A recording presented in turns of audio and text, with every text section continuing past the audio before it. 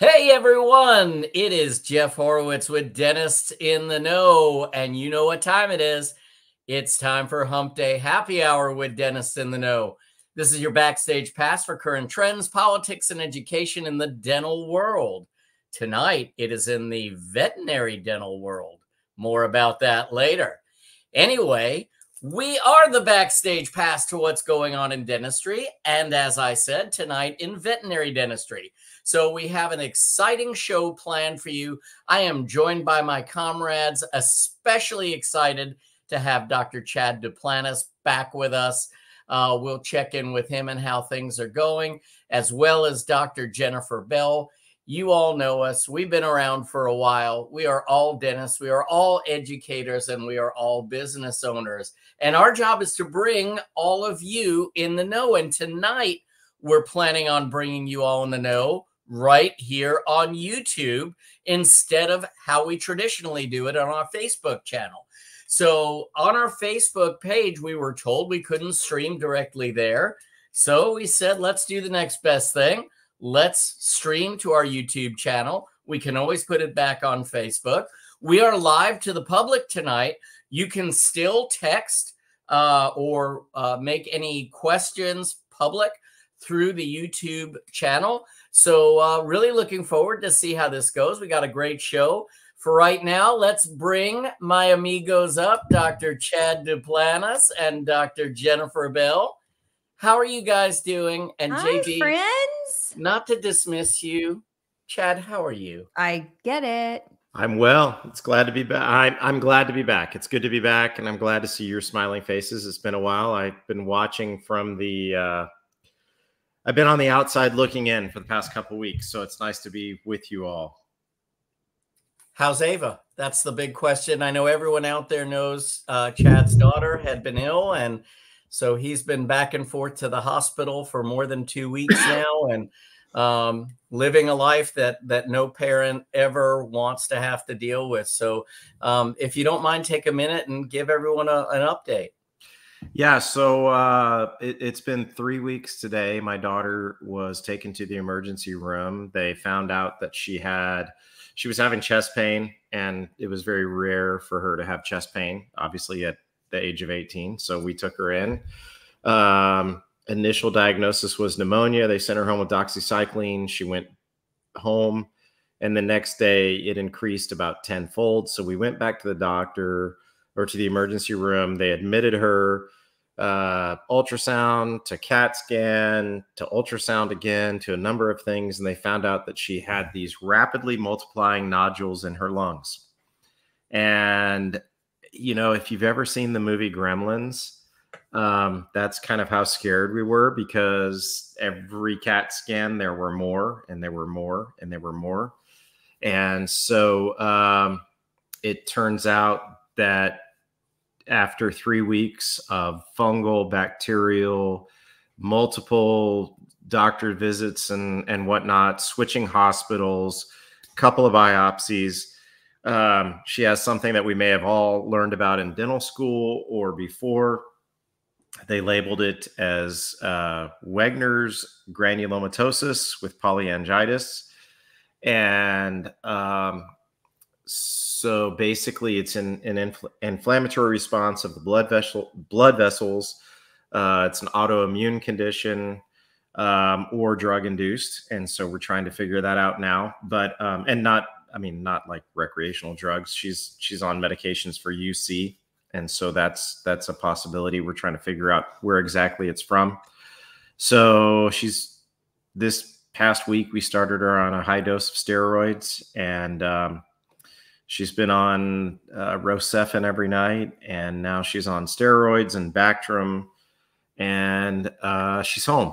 So we have a road ahead of us, but the good news is it's treatable. It's just, you know, I mean, she's a senior in high school. She missed prom. She missed a huge banquet. She's not going to be able to attend school for the rest of the school year because of the steroids making her immunocompromised. And, you know, but she's fighting through it, and she's happy, and she's still planning on going to college in the fall, and she's super excited about that. So we have a lot that we're thankful for. It's just been a rough road.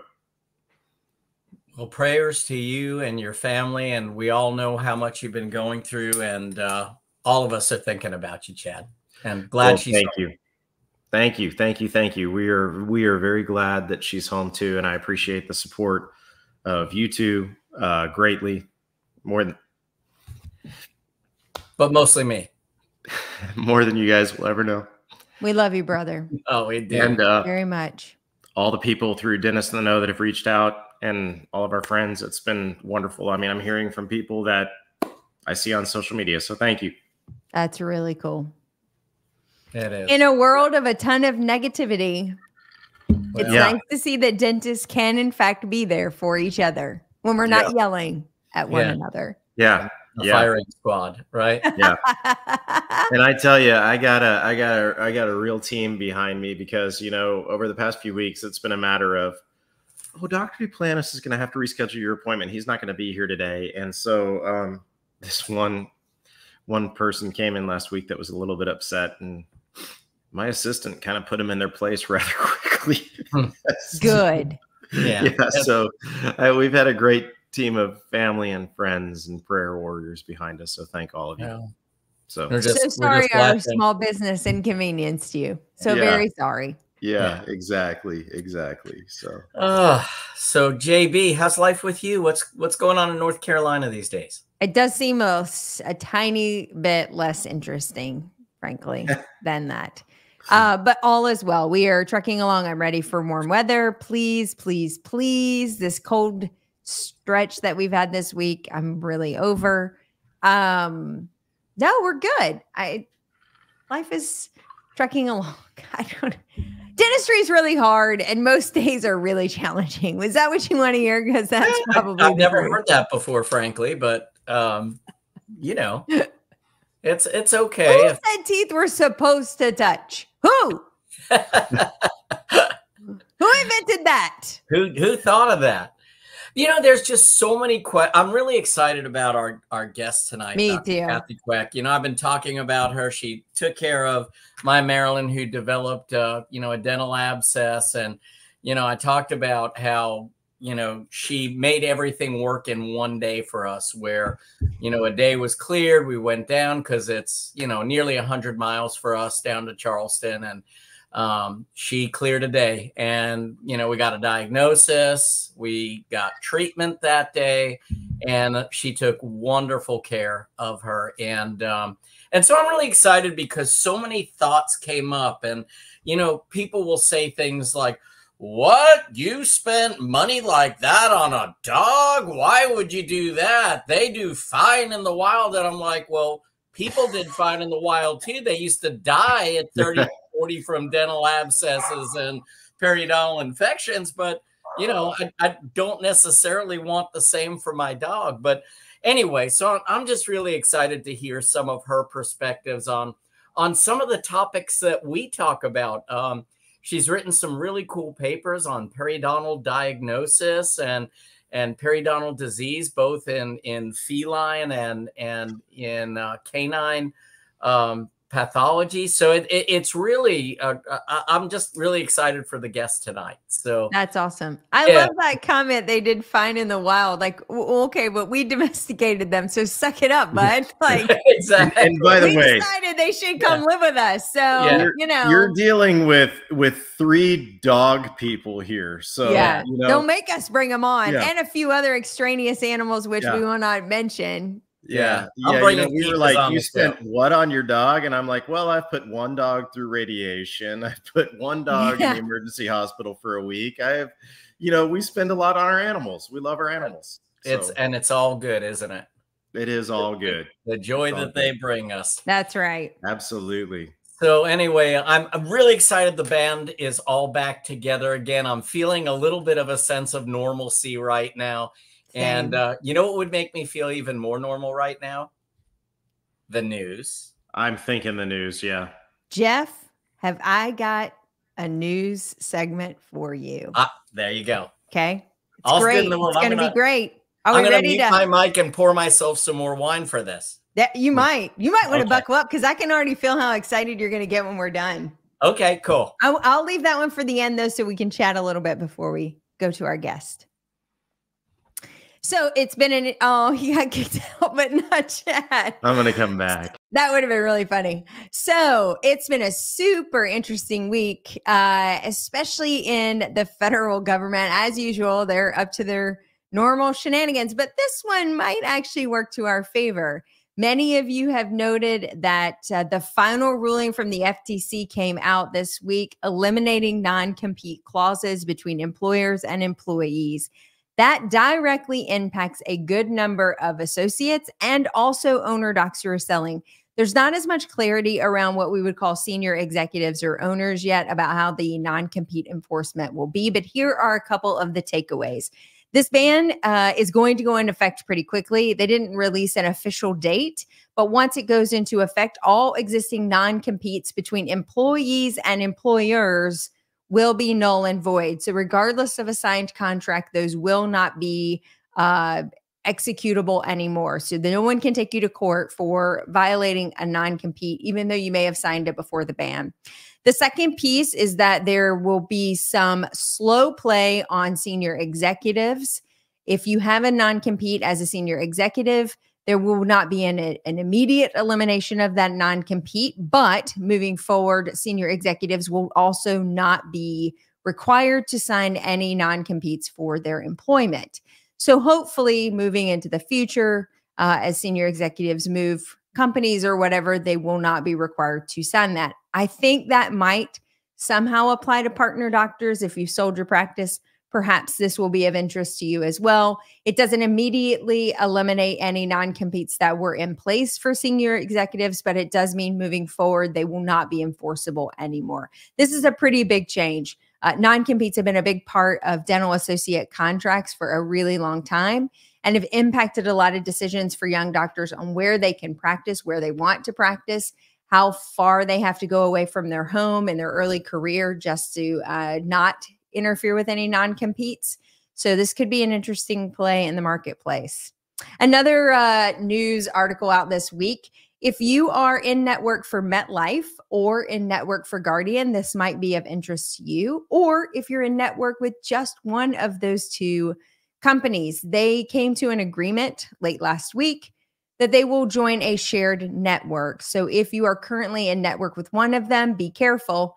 Your new patients may be coming from the other network, believing that you are also in that shared network. So if you participate with MetLife or Guardian, best to get some guidance moving forward. And if you don't want to then be included in the alternative insurance company, you're going to want to reach out to your providers and opt out of that shared network. Otherwise, you will be lumped in without your knowledge, because that's the way insurance contracts work. And you will then be in network for both companies. If you have existing contracts, though, you need to understand which fee schedule will be enforced, which could be a strategic play as well, but just more clarity around that. But that definitely impacts our doctors in MetLife and Guardian as well. Here's a kind of a funny, I don't mean to say it's super funny, but it is a little quirky. There's a group of dentists in Japan that is suing Google for negative Google review issues. They are suing because it's impacting their rating, and they feel like a lot of the reviews are falsified or not true. I think the kind of comical piece is that they're suing Google for what's equivalent to $9,000 US. So I don't know that they might just get a check and this may all go away really quickly. It's a group of like 60 dentists out of Japan suing Google, but the total financial impact at current yen value is $9,000. So we'll see how that trends. The last little news article is for my bestie, Jeff, because I know this will be right up his alley. There was a article that was published recently in the Journal of American College of Cardiology. Now, why would we be talking about cardiology on a dental show? Well, they were looking at mandibular advancement devices compared to CPAP for treatment of sleep apnea, specifically in how it correlated with lowering blood pressure for patients. Well, here's what the survey says. In the first round of treatment, so early in treatment, the mandibular advancement device and the CPAP showed very similar treatment effectiveness. They both showed correlated reduced BP, and obviously effectiveness in treating sleep apnea. But at 6 months, the mandibular advancement device showed a significant decrease in 24-hour mean arterial blood pressure by 2.5 milligrams per mercury, while the CPAP group showed no change. So the mandibular advancement device outperformed the CPAP in all secondary ambulatory blood pressure parameters, especially in blood pressure during sleep. I've been saying this all along. What will this do for our mandibular advancement treatment? I hope we will see more uptick of that in cardiology. There were some limitations with the study, but I do think it's fair to say that the mandibular advancement device is not inferior to the CPAP and may have actually a preferred preference for treatment, particularly for those individuals who have comorbidities of hypertension. And with that, that's the news. You had me at oral appliance and mandibular reposition. I knew it. It was like you did.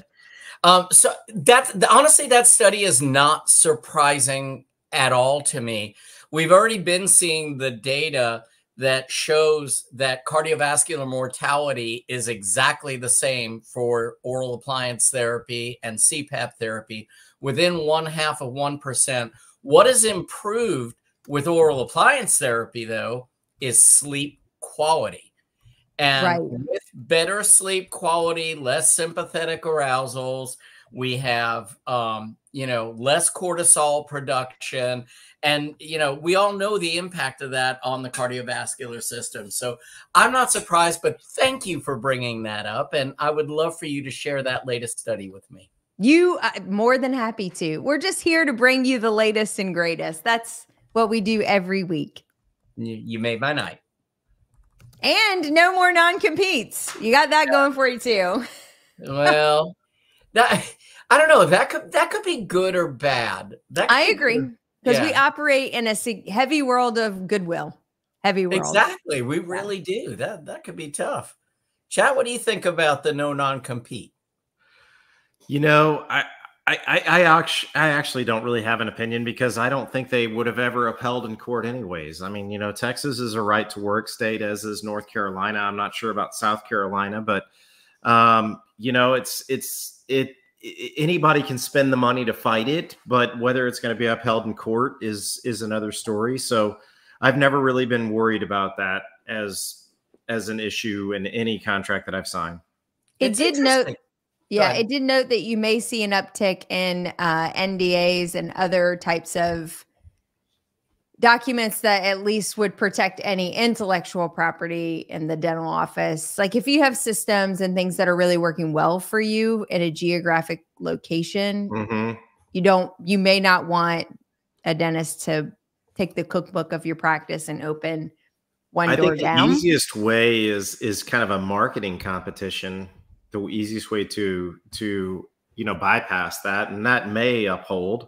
Yeah, but, I don't know. But a physical location of where you can and can't work, I don't know that that's ever going to uphold. Yeah, I see that. But NDAs are still pretty fair game. So we might see the day where we're just creating these extra long NDA agreements. So in exchange for less regulation, we got more regulation and legal documents. Sweet. Just what I was hoping for. Exactly. All right, guys. Well, I think we should bring our guest on, if that's okay with you. And would love it.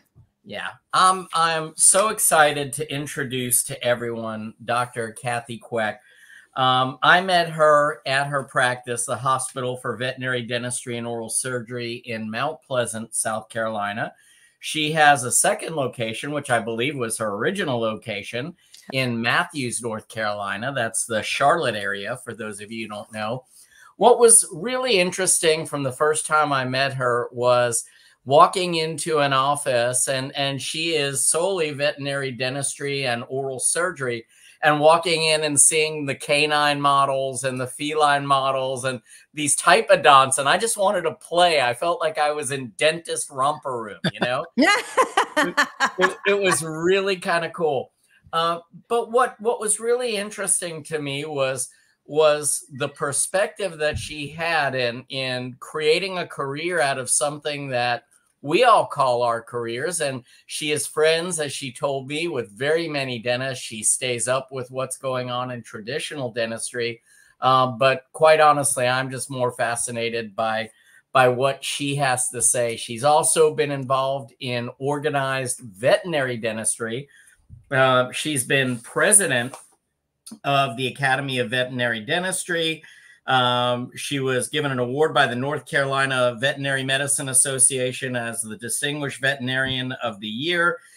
She's been on credentialing committees. She's been chair of several committees. She's now on the board of directors of the Foundation of Veterinary Dentistry. She's a graduate of Iowa State University. Go Cyclones.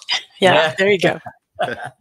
So I'm not going to speak too much more about her background because I'm sure she has a lot of really interesting stuff to tell us.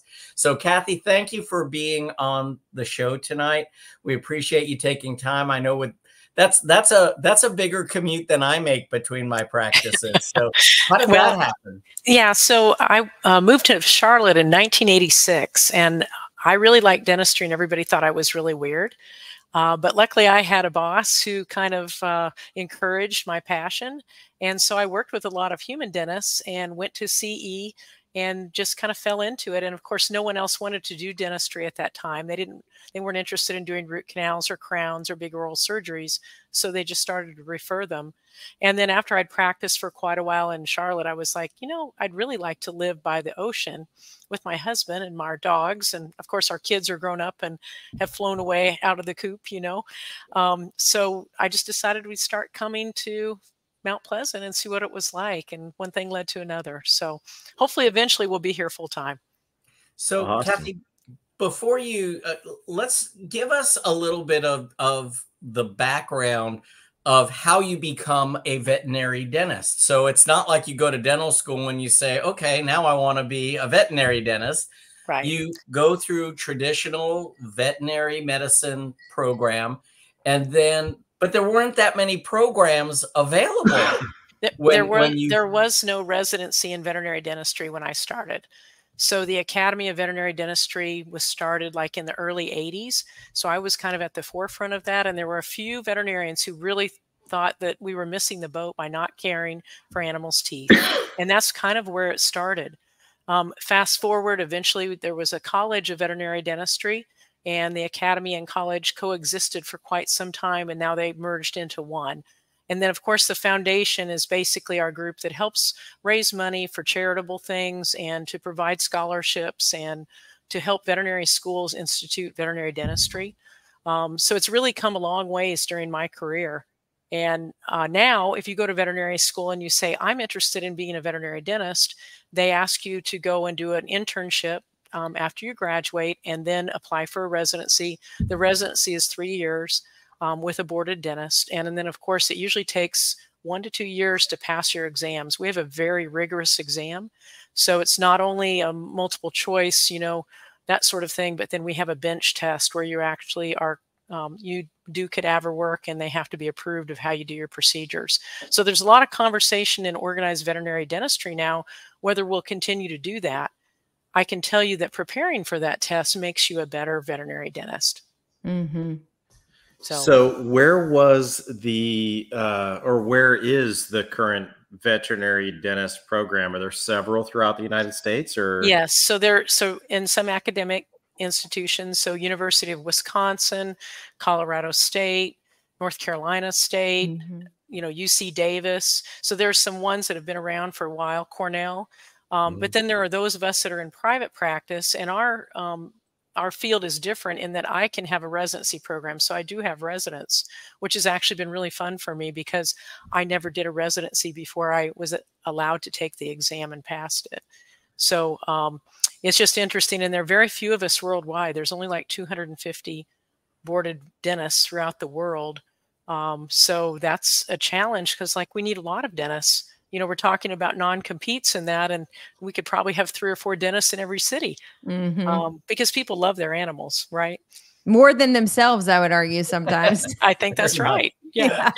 You know who's in charge, right? That's right. That's exactly right. Tell us about your practice setup. I mean, is yours, pardon my ignorance again, limited to dentistry? Yes. So when I opened my practice in 1993, I did general practice and referral dentistry on the side. Okay. But quickly I found that I was doing a lot of dentistry. So I had to hire not only one, but 2 associates to do my general practice. And then in 2016, I had an opportunity to purchase a building over in Matthews, North Carolina, that had been a large emergency clinic. And so the deal was they just wanted specialists there. So I moved my practice over there, the Hospital for Veterinary Dentistry, and then I'm there with ophthalmologists and internal medicine and urgent care. So awesome. We own 3 separate businesses, and we share the costs. So it's a little different model than a lot of people. Okay, so how many hygienists do you have? What insurances do you assign to? Well, you know, our insurance. Are your hygienists demanding? Yeah. Do I have to answer that? No. No. Yeah. So one of the big challenges in the veterinary field is that there are not very many registered technicians either. And so we're lucky enough to have 4 registered technicians. Oh, wow. That are actually pursuing their specialty in veterinary dentistry.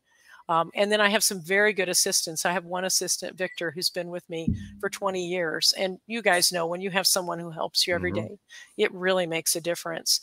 And of course, all my people are very devoted and they really love animals too. And then the clients see that, you know, so. So I'm curious, let's go through the diagnostic process. The pets are getting referred to you for treatment. And you're having to figure out, you know, we at least have the benefit of our patient usually expressing some type of displeasure so that we can then, you know, you correlate that with radiography, clinical exam, et cetera, to make a diagnosis. So talk about the differences in your diagnostic process and how you assess your care versus how we would approach. So typically a referring veterinarian will send an animal over and their owner, and with their tentative diagnoses. And of course, typically what we do is meet them in an exam room and do a cursory exam. Generally, I have a pretty good idea, you know, which direction we're going with this, but then we schedule them to come back for an anesthetized oral exam, dental x-rays, and possibly a cone beam CT, depending upon what the problems are. And then based on that, I pick up for one second, Kathy. Yes. Because my preaching is that every general dental practice should own a CBCT. So, ladies and gentlemen, you just heard it. The veterinary dentist has a cone beam CT in her office. Thank you. Let me say, once I started using it, I couldn't believe how much more pathology, you know, I could see. And of course, I also sent it off to the radiologist because what I see sometimes is minuscule compared to what they see, right, and recognize. So, yes. And then we pick up the phone and you have to be a quick decision maker because we have their animal under anesthesia. And typically we try to talk about the scenarios prior to them coming for the anesthetized exam. And I try to get a feel for, will you let me extract those teeth? Do you want to preserve them with a root canal and crown? And certainly I have an opinion too. If it's a younger animal, I'm going to encourage them to keep the teeth. If it's an older animal with heart disease, liver disease, then, you know, many times those are ones that end up with extractions. So that's kind of how the process goes. Very cool. We had a question because the interest is, how in the world do you get, I mean, I know they're sedated. How are you positioning them in the cone beam to get an accurate image? So typically we're going to place them with their sternum down on the table, their head extended into the cone beam CT. So you're basically going to be a DV shot, or it's going to circle around. And we have one that is by Plan Mecca. And so it takes probably 45 seconds to a minute to collect the, you know, image. Typically too, we will go ahead and intubate them and hook them up to an anesthetic machine. We're using sevoflurane gas anesthesia. That way they don't wake up. But I mean, some of them we just sedate and slide in there. It just depends on the patient. Yeah. So is it a flat? I mean, I'm curious about the orientation of the actual machine. It's got to be of a different.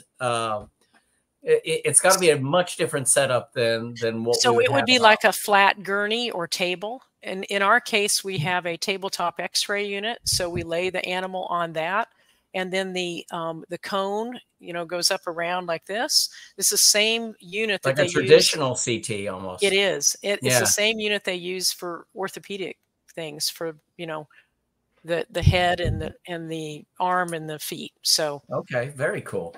Yeah. But that really changed our practice, because once we got one of those in Charlotte, people would send their patients over because they would have problems like, you know, they're grinding their teeth. That was one of the common, you know, referrals. Or they can't open their mouth, or they can't close their mouths. Well, we need a CT to be able to look at that.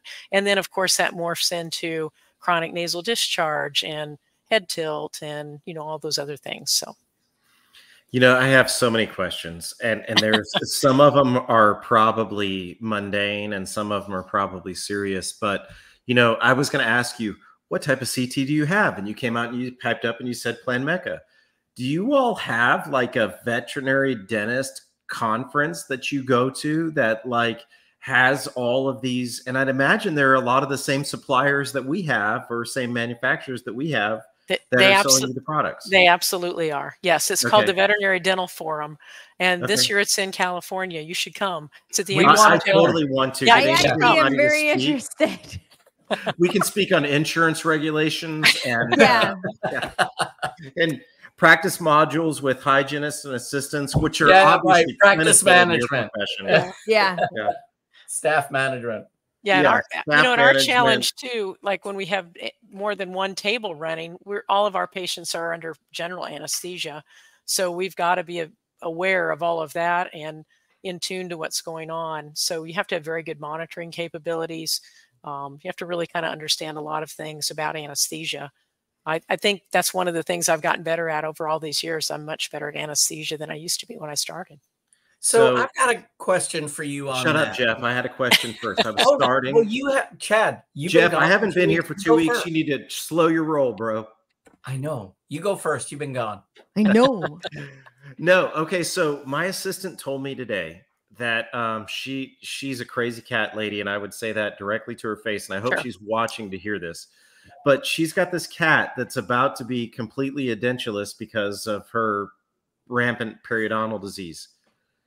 Do you have tooth replacement for animals, you know, cats, dogs, whatnot, tooth replacement, you know, prostheses that you recommend? Or is that just kind of like you're eating a soft diet? So it's interesting. There are cats out there that have generalized stomatitis. We pull all of their teeth, and many of those cats still eat dry food.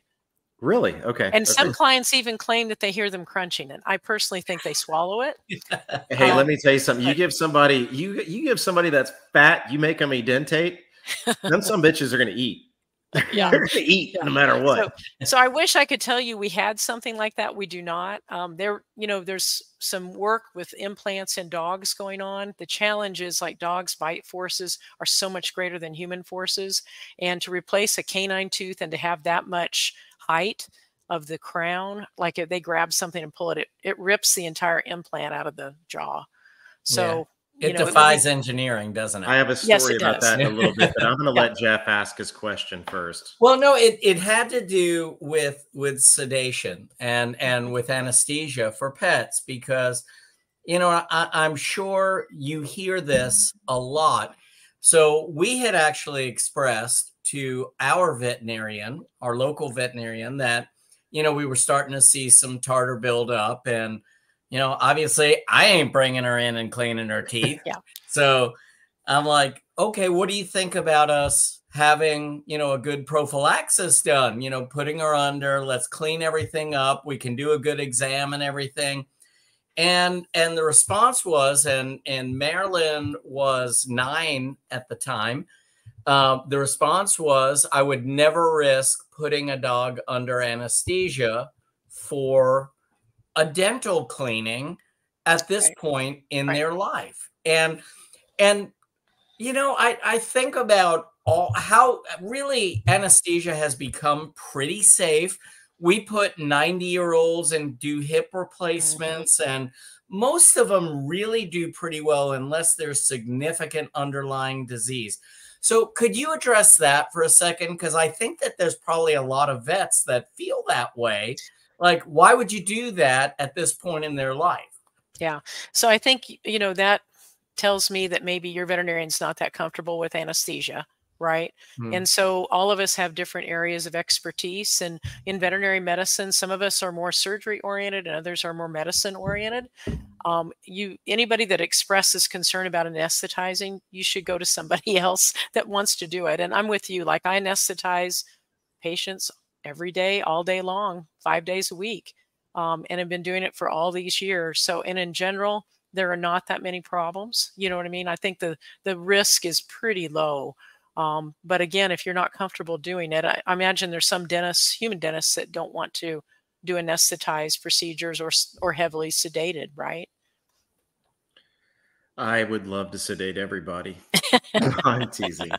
Yeah, I'm actually a little jealous sitting here right now. Yeah, without the risk, but it would be nice. Yeah.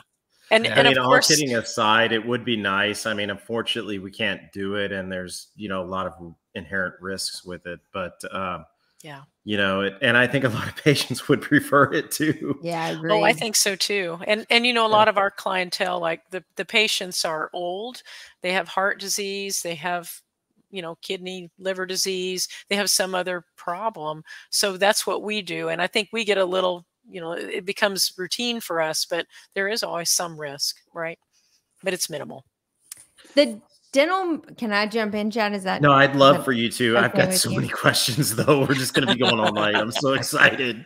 The dental materials and dental technology, we touched on CBCT, but let's talk a little bit about other pieces of technology that you might have that would be somewhat similar to what we would see in general practice, like maybe same day crowns or, you know, something like that. And then also some of the dental materials. Like, I would love to know, is there one thing that you use in vet dentistry that you would never find in human dentistry, but it has some use case for you? I need to think about that, because most of the products we use are from human dentistry, right? Yeah. And I did talk to Sirona. You know, they came in and the CEREC machine, but they don't have dies big enough to make crowns same day for a dog. So typically we use Drake Dental Lab in Charlotte, and they're very nice in that they turn it around for 4 days for us. And my own dentist said, well, that's not right. It takes us 3 weeks. And I said, well, I told them we have to have them. Like, we can't do this if you can't get them there. So they did, which is super nice. So you're just taking like polyvinyl impressions, or? Yeah. Okay. Yeah. Well, and I think there are bridge blocks now, like really decent bridge blocks, and I know you could make reasonable crowns with. I would just think that we need to talk after this, and I think we can make some advantages of actually providing the crown while the dog is still anesthetized the first time. I can't imagine that there would be anything better for you. It would be awesome, because you know dogs. I mean, you know, you have periodontal surgery. Your dentist says, now for 6 weeks, I don't want you to chew on that side. As soon as my patients wake up, they're like, oh, there's the corner of the wall. Let me chew on it. There's a stick, you know, it's like. What material are you making your crowns out of? So typically we use, you know, the noble metals. So it'll be a mixture, and there either comes silver. We have some that are gold tinted, and then we also use zirconium. I put a zirconium crown on today. And it was awesome. Like, the lady said, I can't even tell it's a crown. I said, I know. It looked really good. The color matched very nicely. So, and honestly, the tissue response around zirconia crowns is turning out to be pretty darn good. So we did see some a few years back when we were first putting zirconium on, and they were getting flaking, you know, along the margin. But I think that we were making too thin of margins. So we went more for a chamfer margin. And has seemed to be better. So anyway, and JB, I'm trying to think about what we might have that you wouldn't use. Mostly it would be like, you know, muzzles and things like that. Now, I will pay you more than what the dental distributorships charge for any material they have for a muzzle. So when I was in dental school, little known fact about me, but my research was on implants, and we were trying to create a dental implant with a periodontal ligament.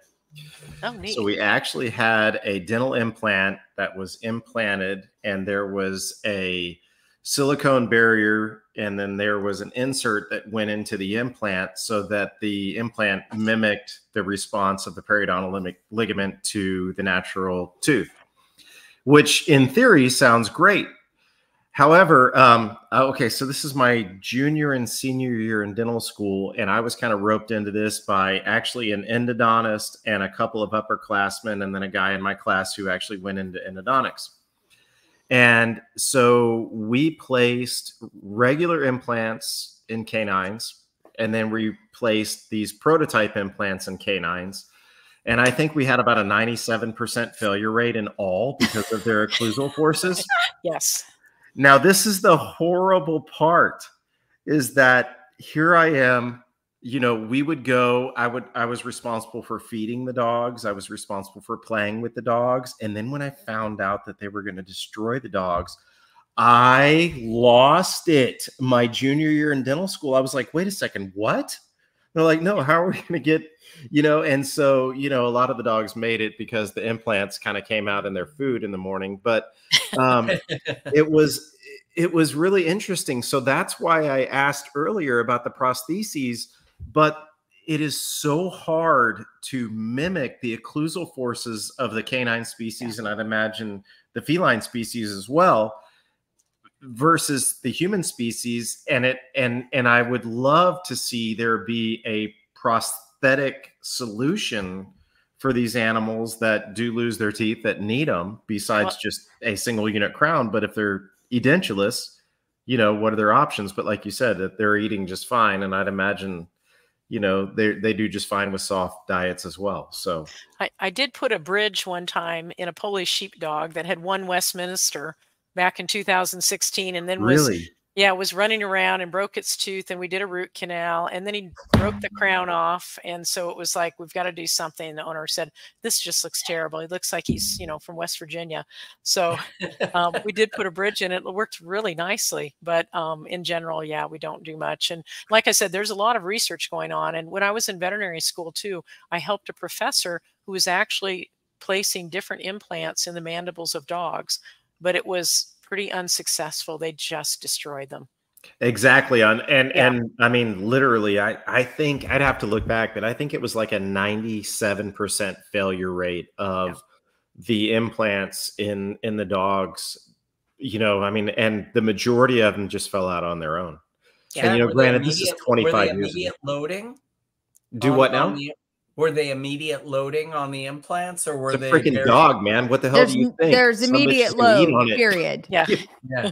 Well, I mean, why not bring them back? I mean, I'm just saying that. No, you know, honestly, this is embarrassing, but I can't remember exactly what we did. I know that we hand waxed and cast the gold restorations, but I think that the implants were placed. I think we allowed the implants to integrate for a period of time, and then we came back and anesthetized them and placed the crowns on the implants. So it was not immediately loaded. So it was your fault. Dude, I was just a player. Kathy has nothing to use right now for implant dentistry because of your crappy research. This is patient zero right here of why we have no implants for dogs. A long time ago. And unfortunately, my classmate that I was working on the project with has passed due to decided to be a pilot that didn't work out too well. But, you know, I've got a question real quick. Away. Because, so what I did not mention in the introduction of Dr. Queck was that how much research she's actually done. She's actually around the world lecturing on veterinary dentistry. Successful research? What's that? You mean successful? Successful. Research. Yeah, she talks about she has greater than 97% success rate as opposed to failure. So I'll tell you, one of probably one of the most inspirational papers I've ever read was her paper on tuberculin skin response in elk. That was a long time ago. No, I'm just teasing, but there's so much here that really I just want to learn about what you did. One of them was a retrospective report on crown success and failure rates in dogs. I mean, I think I want to hear about that. The other thing I want to hear about is oral fluid thiol detection as determining whether an animal has underlying periodontal disease, because we're using DNA testing, saliva testing. So I would love to hear about both of those, if you don't mind. Yeah, so there was a company that had made a thiol detection test, and it was on a little swab, and you would basically, in an awake patient, rub it along the gingival margin and collect the crevicular fluid, and then within 20 to 60 seconds, look at the color change. And it was basically measuring, it was quantifying the amount of thiols that you were absorbing onto that pad. What became very interesting as we did all of that is that you could correlate it very well with what you would expect once you anesthetize the patient. So it was on a scale of 1 to 5. So once you got to 4 or 5, I could pretty much say to a client, there's a high risk I'm going to have to extract 15 or 20 of your dog's teeth. It probably has end-stage periodontal disease, even though I have not, taken any x-rays yet. And it's going to cost X amount of dollars. And that was really a great tool for us. The challenge was a lot of veterinarians didn't understand dentistry because we get very little dentistry in veterinary school. And so trying to get it into the marketplace, that was the challenge. The people that actually became early adopters and used it, it made a tremendous difference in helping people understand what periodontal disease will do and why they should treat them. And so it temporarily went off the market. I think there's a new group that has it now, but it was really a great thing. And I think we had 114 dogs that we basically examined. We anesthetized them, did full mouth x-rays, charted, cleaned their teeth, and then re-anesthetized them at 3 months and 6 months. And it was interesting, at 3 months, our periodontal pockets were 1 or less. And then by 6 months, they were 3 or 4. So periodontal disease actually recurs fairly rapidly in the canine if you're not doing oral home care. And of course, a lot of my clients will brush. That's what's really super. And we use water additives and chew items and that too. But you can really tell the difference. I know you guys know that too. When you look at a patient's mouth and you ask them if they're brushing or flossing, you already know the answer. Yeah. Right. Or which end of the brush they're using. So yes. 2 follow-up questions on the perio piece. One, does it transmit between human and canine? Like, do they have their own perio pathogens that are specific to canines, or do they cross-pollinate? And then, much like we have concern in humans of cross-contamination, like, parents giving it to their kids, that type of thing. And then, genetically speaking, do you see certain species that are more susceptible to that genetic marker versus others? I think, with entering into the genetics evaluation, that gives us a lot more information. And many of the bacteria that colonize in people colonize in dogs too. There are also some separate ones. And the question always becomes, can you give it to one another, right? I think some of that has to do with your immune system though too. And Chad, earlier you mentioned your daughter has Wagner's granulomatosis. I've probably diagnosed that in 8 or 9 dogs. Really? And I had one dog, it was a Doberman, and the dog could not tolerate any of the medications. It couldn't be on steroids, couldn't do antibiotics. And the dog was just wound tight, right? And I asked the people, I said, what do you do for your dog for exercise? Well, we walk him a little. And I said, I need you to walk him a lot more. I need you to find a place where he can run and play. Do you know after 6 weeks without medication, he improved because we lowered his stress level? So I was thinking about your daughter. So, trying to reduce her stress. And of course, if she's a senior, you want to go and do all of those things, right? I remember my kids, I was exhausted. They were so busy, right? But that is, I think, the immune system component to all of this, trumps like what type of bacteria and whether it's resistant or susceptible to antibiotics. So it's a very complex interaction. Do you all use like a lot of the biologic meds that are being used in autoimmune conditions in humans? I mean, my personal opinion is that they're just overprescribed. And again, I'm a dentist, so I'm stupid. But I'm just always concerned. I mean, what are we trading out when we dampen the immune system? What are we trading out at that point? And so I wonder how widely used these kinds of medications are in the veterinary population. So, I mean, you know, if we have an animal who's got autoimmune disease, prednisone is usually the first thing we reach for, right? And prednisolone in cats. My own dog, one of my dogs developed, basically autoimmune arthritis. And so it's swelling of the joints. And he was on prednisone and then another drug, gluflanamide. And that worked really well, but he was on it for quite a while. We used doxycycline in subtherapeutic dosages, right? But I think veterinarians also, you know, there's a little bit of the holistic approach to us too. Like, let's talk about the diet. Let's try to use fish oil. Let's do other things that would improve their outlook and that. And, you know, and if people come into the hospital with their dog and they're worried and they're depressed, I can see it in the dog. And I've had people who have said, okay, you have to be happy now. You have to smile around your dog. You have to go play with them. And they're like, oh, really? And I said, yeah, because it's really important for them to heal. And that's also a good prescription for them to have fun and go do something together. Because that's one of the things we love about our pets, right? Love that. Is your practice mostly limited to cats and dogs? It is. We occasionally do a rabbit or a guinea pig. I know one of my veterinarians, I think today up in our Matthews office, was working on a sugar glider. Every once in a while, I get a chance to work on big cats. So I've done some root canals and tigers and panthers and those sort of things, monkeys, but I really would prefer not to.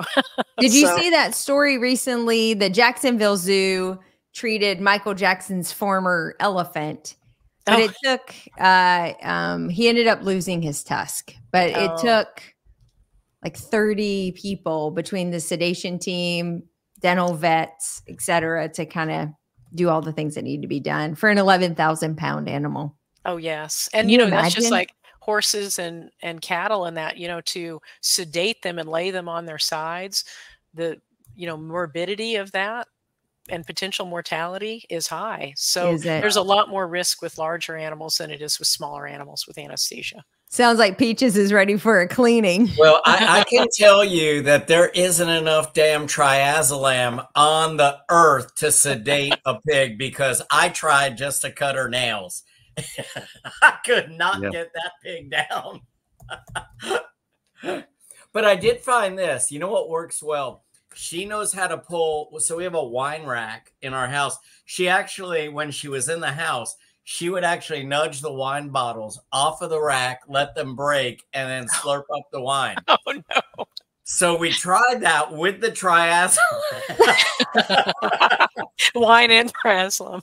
Nothing. Yeah. Didn't touch it. Yeah. Didn't touch her.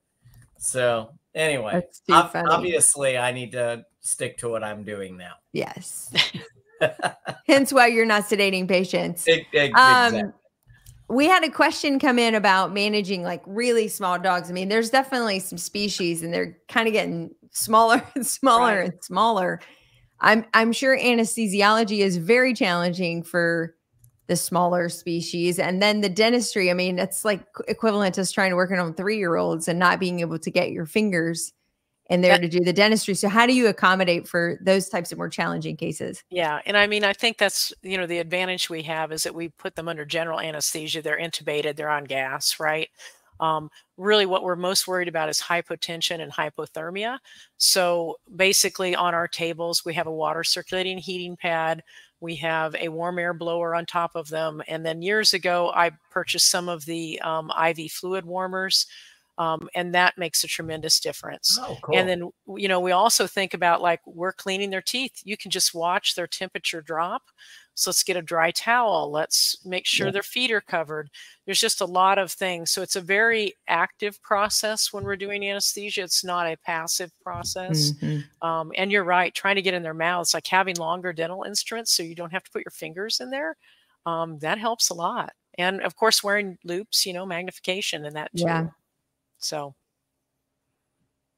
well, tell us about that other study, though, the success and failure rates of crowns in the veterinary population. So I actually looked back retrospectively for 10 years, 3 times. So for 30 years.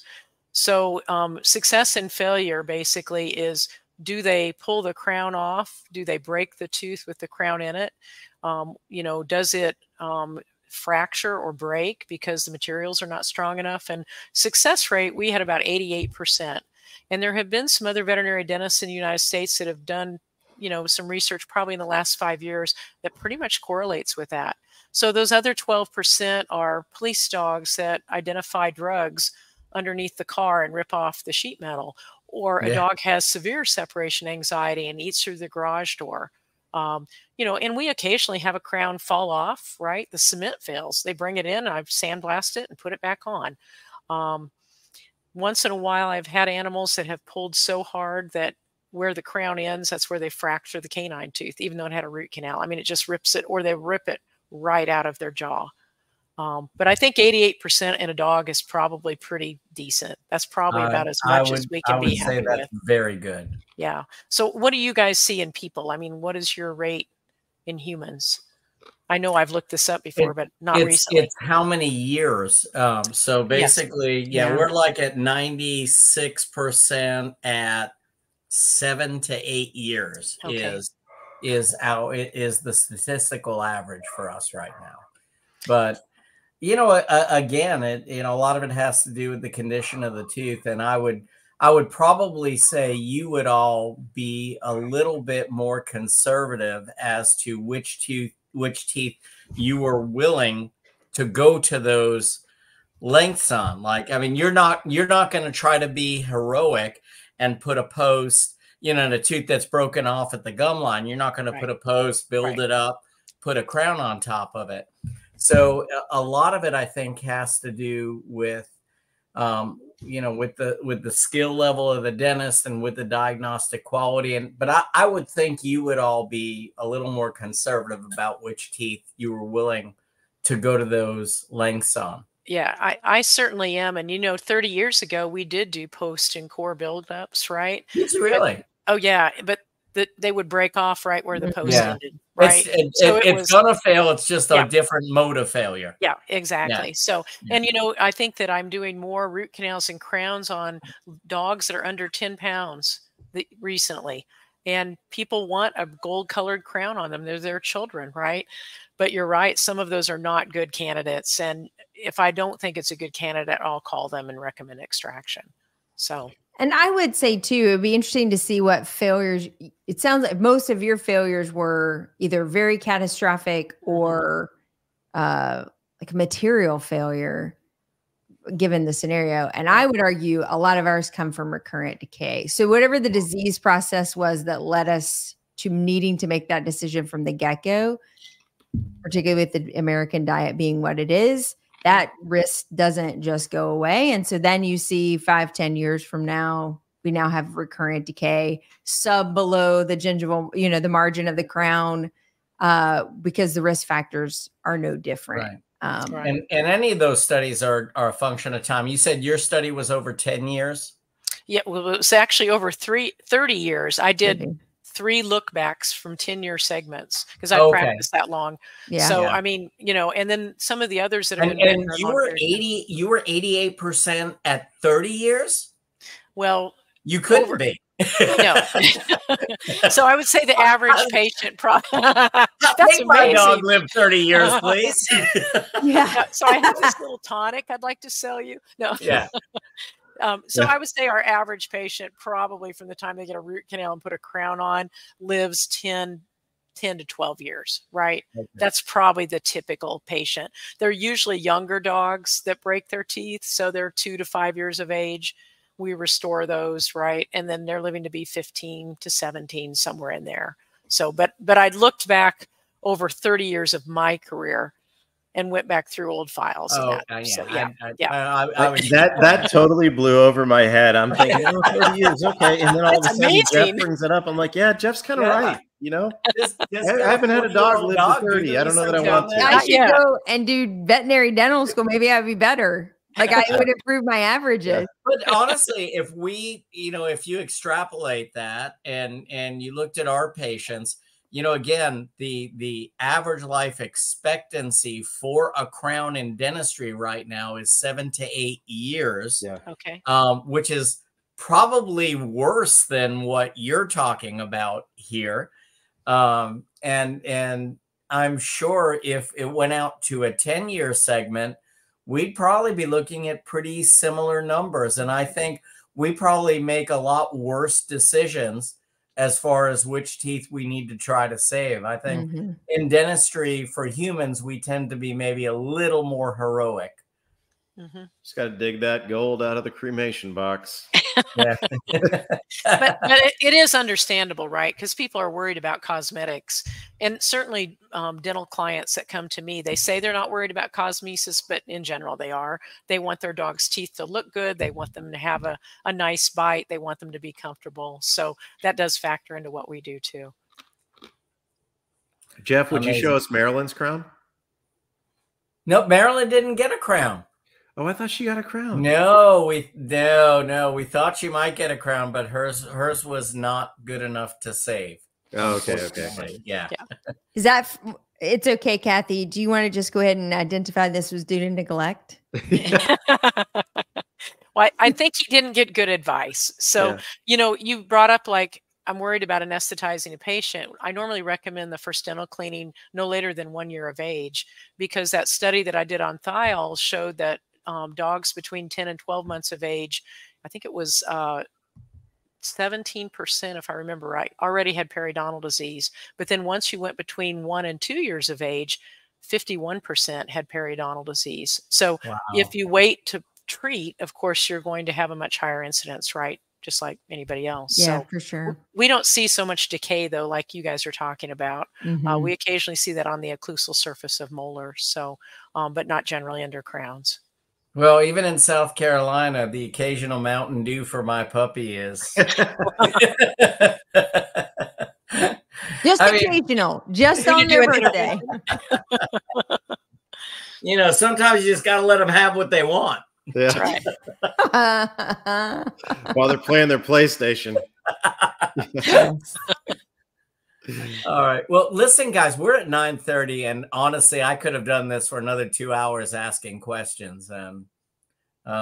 Chad and I would have been fighting each other for the next 2 hours about who gets to ask the next question. If you're on Facebook, I'd love for you to join our group and chime in every now and then, because you just have such valuable insight. It was so. I think we should do a hands-on live. Like, just type it into the going to the next veterinary dentistry meeting. Yes. We're podcasting from there. Palm Springs, California. Oh, that doesn't sound last horrible. week in September. Yeah, no, it shouldn't be bad at all. Yeah. Is there going to be a petting zoo there? And what do you do when your patients say, my insurance going to pay for that? Yeah. Oh my God. Well, the clients ask that, and we say, well, we'll go ahead and give this to you and you can submit it, but we don't submit for our clients. So, thank goodness, right? I was just saying, and therein lies the problem with our business model. Kathy, kudos to you for being much smarter many years ago. Right. Just say no, right? Hey, I have insurance on my dog, so I get it. I do too. And I'm a veterinarian. I do too. Yeah. Yes. And that's funny. We do not. We never have. But I would think that it wouldn't be as big of a question for them as it is for $20 a month. I'm all in. Yeah. I've never lost money on insurance premiums. I have no idea how they stay in business. Yeah. Because a lot of people don't know that they're paying for it. And they're too lazy to file the claims. Yes, I think that's true. And it's a matter of us knowing the insurance game to like, I just file everything. And that just applies towards, I don't care if I get a denial. I know that when the time comes, they'll take care of me. So that's right. Yeah. All right, Chad, why don't you close us out? Dr. Queck, thank you so much. Thank you for taking such good care of Marilyn. And thank you for being on the show. It's been amazing, and we'd love to have you back sometime. And I know I'd love for you to join the group and chime in on what we're talking about. And you know, Walsh would love her. Oh, Walsh has a dog with squamous cell of the jaw. So and he's an endodontist. Oh, yes. Yes. Walsh would have totally loved this. So did he have surgery done or what? Is she still with you? I'm not sure where they're at right now. I think it might be too far gone, but they're just making I can't remember his little puppy's name, Winston or something. They're making them comfortable and letting them enjoy life. So but yeah, I just don't think they knew how to diagnose it, but you know. Yeah. So anyhow. All right, Chad. Well, it was fun, you guys. Thank you. Very much. Thank you so much. Yeah, it was amazing. And Chad, it's so great to have you back. And we're so glad that Ava's doing better. And, you know, everybody was pulling for you guys. So why don't you close us out? Well, you know, I just want to thank Dr. Queck for being here. And I want to thank Marilyn, you know, for actually finding Dr. Queck, because I know that Marilyn's loneliness was tough, possibly the toughest role that she ever played. But Dr. Queck created a superstar in Marilyn and got Marilyn's teeth taken care of. And let's just hope that Marilyn's candle doesn't burn out long before her legend ever does. So with that being said, I want to thank everybody for being here tonight. It's an honor to be back. I love y'all. Dr. Queck, we're going to have you back again because this was fun, and I've still got a ton of questions on my database over here on my little Rolodex. And thanks, everybody. It was good to see you. Have a wonderful evening. And this will be turned into a podcast, a YouTube episode, and maybe I could say this now, it'll be turned into a Facebook episode too. That's right. Perfect. Y'all have a wonderful evening. Take care. Thank you. Good night, everyone.